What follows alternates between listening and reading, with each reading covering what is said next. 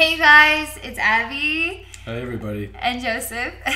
And we're going to be answering some questions today. These are questions that I received on Patreon. And we've got some really different topics to explore. And we're talking about like walk-ins and alien beings catching your soul after you die. We've got questions about what's synchronicity as it relates to our spiritual experiences as everyday human beings, right? That there's no such thing as coincidence. What does it all mean? So we're just gonna try and cover as many topics as we can. So we're gonna talk about walk-ins for starters. Did you wanna? He's gonna talk about walk-ins for starters. Well, Do walk-ins. it. Walk-ins. Okay. That's one of those things like some people get nervous about it. But I have a little bit of a hard time with this topic because nobody's just going to pop into your soul and push you away. Yeah. Like, I would think a walk-in, if I'm going to entertain the issue at all, I'm going to look at when you're dying or when you have a really traumatic experience. And I know people personally that were close to death and they were asked, do you want to stay or do you want to go? So it's a possibility that at that point in time, if you choose to leave, your soul actually leaves your body. Mm-hmm. And it's possible at that point in time that another soul would go in your body. The reason that would come up is because the come back from a very traumatic experience means there's going to be a lot of pain and suffering. And you already completed everything you're meant to complete in this lifetime. So at that point in time, yeah, I could see maybe there's a possibility that a soul would come and take your place in order to achieve and do other things. But that's a very, very limited, and souls aren't just going to come in and push you aside. I don't believe that is something that is done. So that's my idea on that one. Okay, so my take on it is, so when it comes to walk-ins, the question is, does that make you feel afraid of that idea? If that was a real, true thing that happens in this infinite universe, does that make you feel uncomfortable? And the question is, why does that make you feel uncomfortable? The cool thing is we live in an infinite universe with all types of possible experiences. There's nothing wrong with any one of these experiences. Nothing wrong. What is that aspect you need to work on is your fear with all the possible experiences and why you feel vulnerable about that. So I personally, I haven't come across anything that is a reflection of a walk-in as of yet with the work that I do. Joe hasn't come across it yet either, but that doesn't mean it doesn't happen. I know that souls work with other souls all the time. We're interdimensional beings. Even though it feels like we live in this reality, that's all we know, that's all we're actually connected with, that's not true. We are connected with infinite dimensions. We're connected with all the dimensions, all at the exact same time. So we have parts of our soul, like our soul is already a collective of parts of ourselves. And we're doing stuff on dimensions all over the place while we're simultaneously having this moment. So Joe and I right now, we're having this moment here, but our souls are doing stuff we couldn't even possibly know what all of our souls are doing. And that's no big deal. So if something were to happen to me, for instance, and some other soul takes my place, that's fine, because my soul is going off to do the next thing, whatever that next thing is, and that other soul is now coming in to do whatever their work is. That's perfectly fine. I don't have any problems with that because part of that was a deeper agreement. So my human mind can't process it. Does that mean it's bad? Does that mean it's a concerning thing?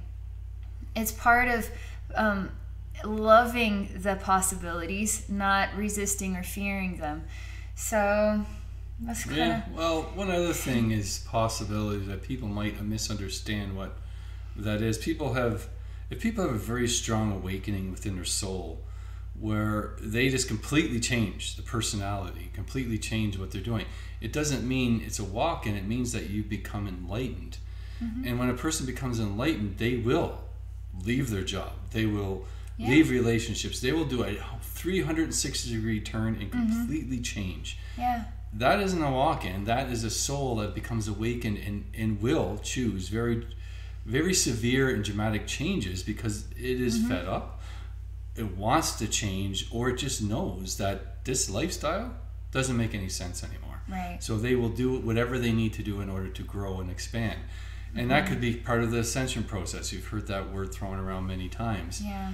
And so walk-ins, nobody's going to come in and push me out without me agreeing to it.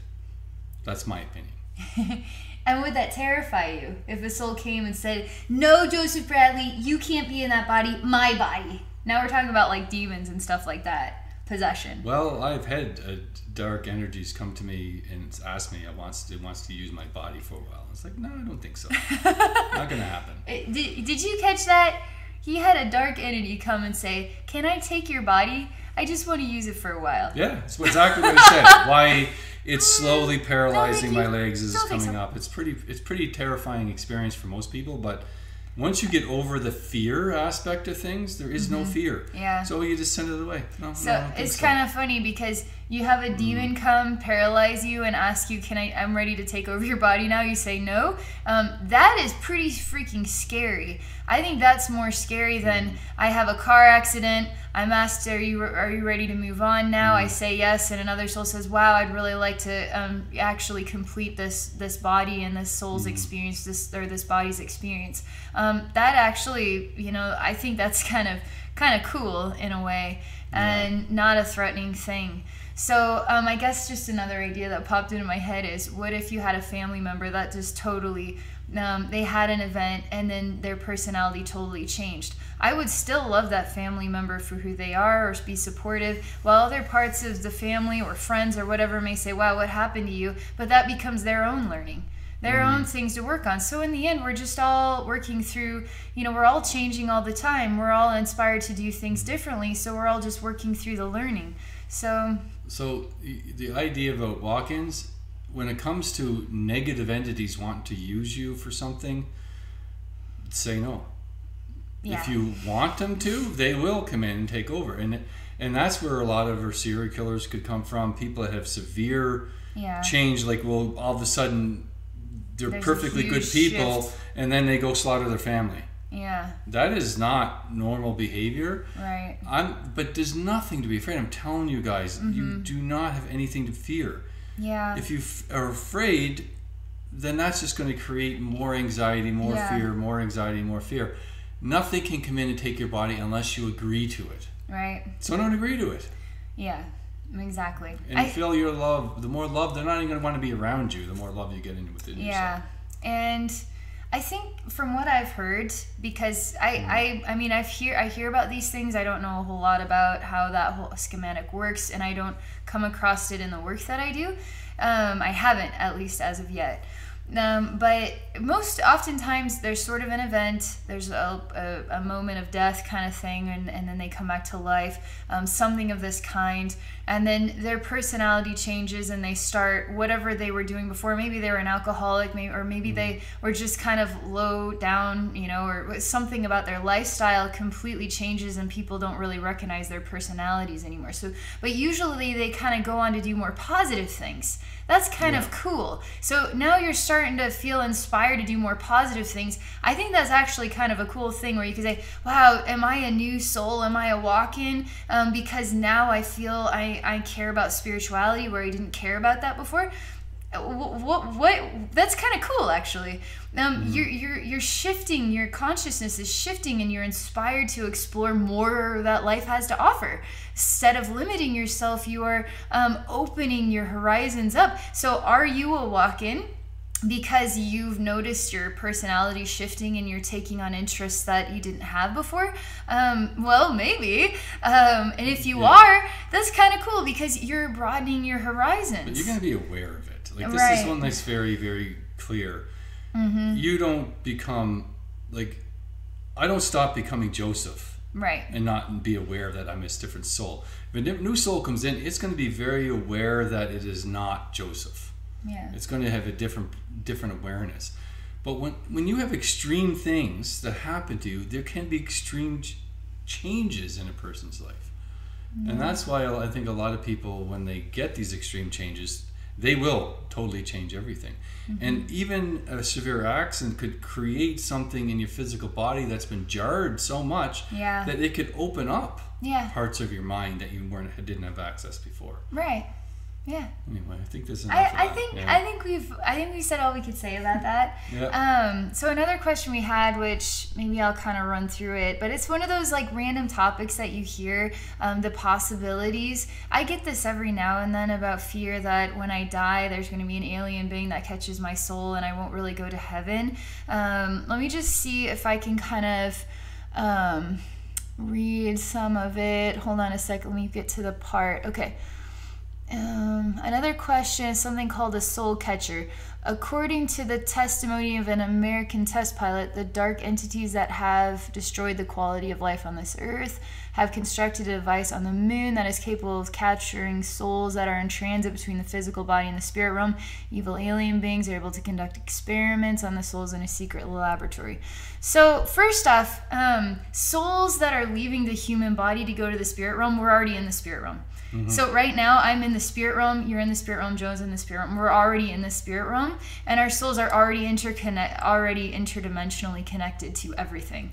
So are we actually leaving our body when we die?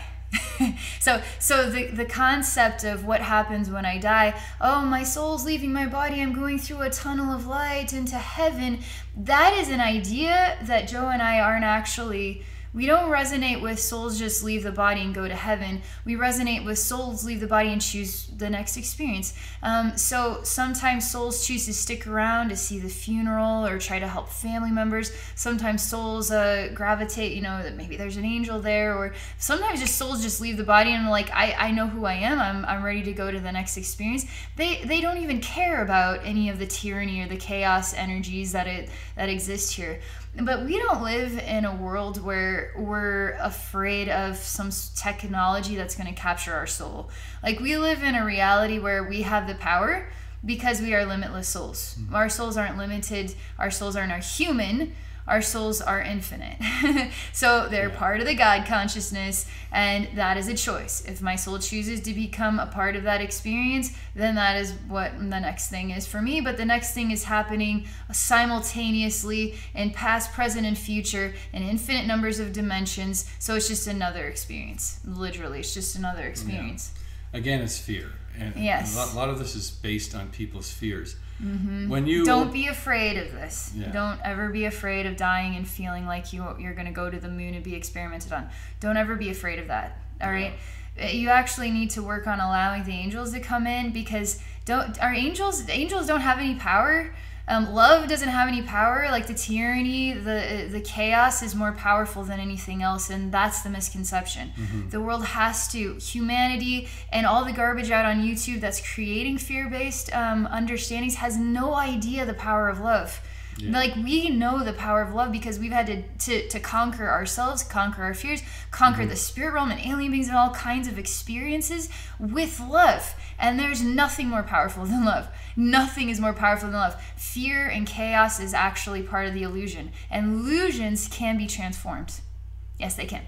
So now you can talk. You can talk now. I swear to God. I will not say anything else. But when you look at like entities and dark, I've talked about this so much in the past, but if you shine bright light of love light, it's like light and love together, they get really small.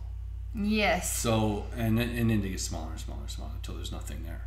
The key here is that if you go and people look at travel, when you do journeys, you do travel. I go through different portals and stuff. You can travel, but you can open a gateway right here to heaven, and you go into heaven, and you're there.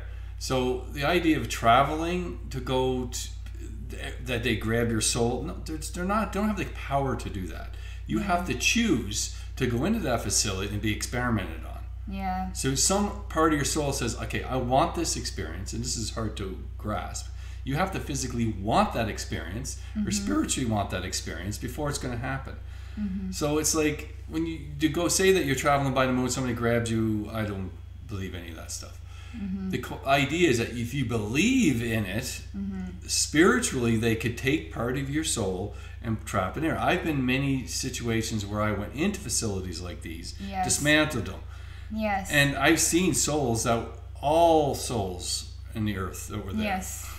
And because there's always some part of our soul that wants to learn the chaos side of things. Yes. And that's the parts that are now being brought into balance. I don't think that learning is necessary anymore. I don't either. So part of my understanding now is that we're taking all these parts that we've agreed to do and bringing them back in ourselves and transforming those spaces, those parts of our soul. But the fear, I am tired of the conspiracy theory fear-based stuff. People are making millions and millions and millions of dollars off of your fear in stuff that is totally BS. Because if you put fear into it, anything can become a reality. If you believe there's stuff on the moon that's going to trap your soul, when you die, part of your soul is going to go to that place because you believe in it. Yeah. So the more power you put into this stuff, it's going to become your reality. Yes. So what does your reality want to be? Do you want your reality to be tortured on the moon? Fear creates density. Yeah. And if you want to say the human race is in a 3D world, well, that's because we're full of fear. So the more fears we face within ourselves, we actually raise our vibration, which is raising our dimensional planes of existence. We could still be in a 3D reality and be working at a 12th dimension, to 12th dimensional consciousness. Okay, let's say that. So that's a big part of it. But one thing I wanted to mention too is that you talk. One more thing. Say it. This is important, and like before I lose my thought on this, is one of the things that really concerns me is that there's so much fear. There's so much fear being thrown out there by people that say they're spiritual, by people say there's conspiracy and it's all about bad people. Well, these people are the ones that are bad because they're putting misinformation out there. Yes. That is creating fear, which they make money from. Yes. Like, I'm here to teach you that you have a power to transform yourself, that you're the one that has power, that everybody else and all this fear-based stuff is an illusion. Yes.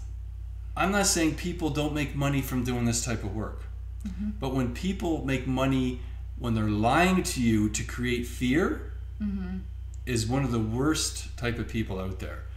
And that's part of the problem in the world, is all the miscommunication. My truth might not be your truth, but I don't lie about my truth. Yeah. And it's interesting because truth and lie, even people, some people really feel strongly that they know the truth and this is the truth. And that I, Abby, don't know what I'm talking about. But yet I have lived and breathed and felt and had direct experiences with the power of love. And I have had very, very fearful experiences and have learned face forward by conquering the fear, by conquering the anxiety and what happens. And it leads me to what I was going to talk about when it was, spring of 2016. And I just recently met Joe a few months before, but I had a few very, very unusual experiences where I had woken up in the morning while simultaneously my third eye is showing me that I'm waking up in some sort of facility, okay?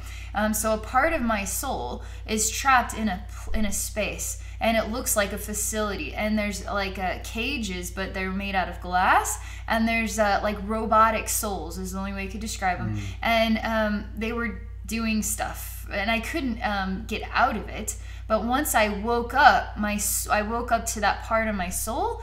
My soul then wakes up within itself, and now I have limitless potential to do whatever I want in that energy space, because they're working in an astral space. Whatever this was about was in an astral space. So astral spaces can be destroyed easily, especially when it's working with illusion and fear and that sort of thing. It doesn't have any power. Only love it creates. And fear can create too, only in so much as fear is promoted, whatever. The fear becomes the belief system. The belief system creates the density of the space and the reality, okay? So when I woke up in there, I demolished everything, but some parts of it were kind of challenging for me. So Joe actually came in and did that. And I had, like 3 different experiences, maybe 4, around April or May of that time. And another one, I don't know, it was a very weird, I woke up again in another like sort of pod, and there was like thousands of souls, each in a unique pod, and there was like weird technology connected to each one of us, and it was like our soul fragments were like batteries that were charging this place. I came, this other part of my soul comes in because I'm a collective of my own kind, so I can be a billion souls if I want to be a billion souls, and just still be myself. So anyway, a version of myself comes in, and I'm talking to one of these robotic souls that looks like a woman, and I'm saying, what is this? And it was literally like a dialogue in my head, like computer dialogue in my head. I was like, this is freaking weird. And I couldn't figure out how to get myself out of there. My part of my soul or shut this place down. So Joe handled that one too. Joe handled all of them. It was so weird. But I was just getting used to doing this journey work too, and Joe had been doing it for years. So, but I will tell you, I haven't had another one of those experiences. But again, I guess this would be the most comparable to this, what you're talking about. This experience of my own would be the most comparable. But again, these spaces are in an energetic reality. And energy realities can be broken down just like depression. We can break depression down with love. We can break down anxiety with love. We can break down emotions we can transform spaces, right? Because fear can be transformed into love. Love can only be transformed into fear when love becomes afraid, okay? So things can transform back and forth depending on where the power lies. If you're afraid, you create dense realities in the fear-based, illusion-based reality, but that can be broken down with love. Any space of this kind can be broken down with love. So whatever that is, if that is a real thing that is happening, it is extremely vulnerable and can be broken down with love. And alien beings working in that astral dimension also can be transformed with love. They too. And they actually are more vulnerable to transforming from love than like if I, Abby, were a human being talking to you, another human being in this dense 3D reality. We can take our density from this low level place, and we can be like spirit beings in these higher dimensional places. We can transform alien beings in higher dimensional spaces. Mm-hmm. And higher dimension does not, I need to say one more thing and then we have to go. But higher dimension does not mean more balanced with love. There's a lot of fear-based consciousness in higher dimensions. Dimension just is based on density, basically. So you can have a lot of chaos too in a fifth dimension. But you can also have chaos that, in a third dimension. You can have chaos in any dimension. Yeah. I'm kind of going all over the place. Yeah, okay. But one of the things that I like to make very clear, I don't think I made clear enough, is that when people truly believe what they're saying is okay. When people know they're manipulating the masses, that's when it's not okay. Yeah. And that's important to understand, because people do have the right to their own opinions. Mm-hmm. And my opinion is mine, and Abby's is hers, mm-hmm. and yours is yourselves. But anything based on fear is an illusion. Yeah. So spreading that to everybody else is not a good idea, in my opinion. Yeah. Because more fear creates more fear, which brings everybody in a state of fear. Right. It's like war keeps creating more war. War does not solve war. War just manifests more war. Fear does not solve fear. It just manifests more fear. And how do you overcome, how do you grow as a society, as a race, is to learn to overcome your fears in order to grow yourself. Mm-hmm. And that's what we should be spreading as ways of doing it. And to be honest with you, I don't look at race. I don't look at religion. I don't look at anything, because people have the right to believe in what they want to believe in. Mm-hmm. But it's how you portray that and how you teach people what you believe is important. Yeah. Anyway, I think that's it for now, guys, because we gotta go. So okay, well, I hope you all enjoyed this message with us. We were only able to answer 2 questions, but I think it'll give you a lot to think about, and hopefully we can make another video together soon.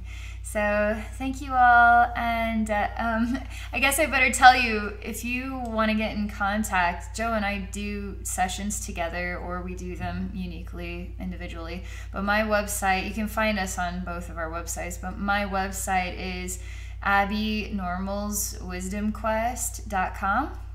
And mine's at Joseph. Almond Ross, The Awakening. AlmondRossAwakening.com. Yeah. Or Joseph Bailey Auroras. That's he my also other does website. photography of the Northern Lights if you're interested. So thank you very much, and we wish you a wonderful rest of your day. Take care, everybody.